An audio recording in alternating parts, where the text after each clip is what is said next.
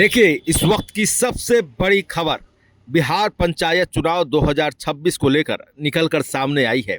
बड़ा अपडेट निकलकर सामने आया है। आपको बता दें कि बिहार में त्रिस्तरीय पंचायत एवं ग्राम कचहरी चुनाव कराने को लेकर राज्य निर्वाचन आयोग ने सोमवार को निर्वाचन क्षेत्र की आबादी का प्रकाशन कर दिया है। वहीं 18 मई तक दावा आपत्ति करने का मौका मिलेगा।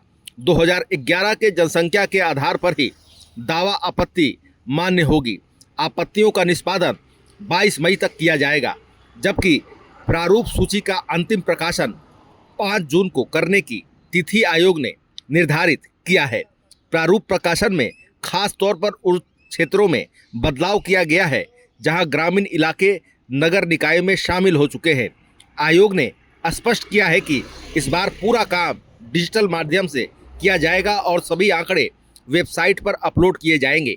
अब आम लोगों को आपत्ति दर्ज कराने का मौका दिया जाएगा। इसके साथ ही हाट बाजार में ढोल नगाड़ा बजाकर सूचना देने, अखबार और इलेक्ट्रॉनिक मीडिया के माध्यम से प्रचार प्रसार करने का भी निर्देश दिया गया है। आपत्तियों की जांच के लिए अधिकृत पदाधिकारियों को जिम्मेदारी सौंपी गई है। पंचायत और पंचायत समिति स्तर पर प्रखंड विकास पदाधिकारी, जिला परिषद स्तर पर अनुमंडल पदाधिकारी और अपील के मामले में जिला पदाधिकारी निर्णय लेंगे। आयोग ने साफ किया है कि केवल जनसंख्या से संबंधित आपत्तियां ही स्वीकार की जाएगी।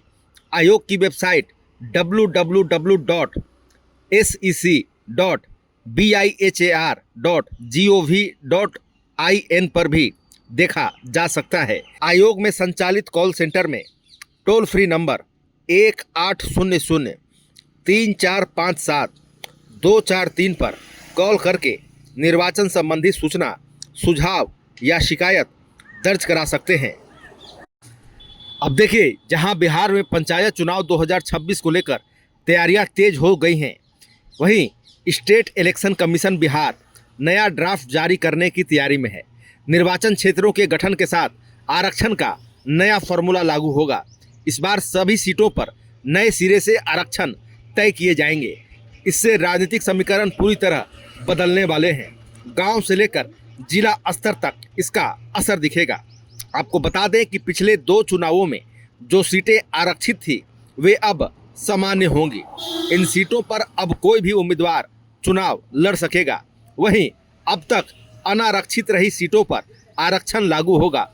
इस बदलाव से नए उम्मीदवारों को मौका मिलेगा। राजनीतिक समीकरण में बड़ा फेरबदल तय माना जा रहा है।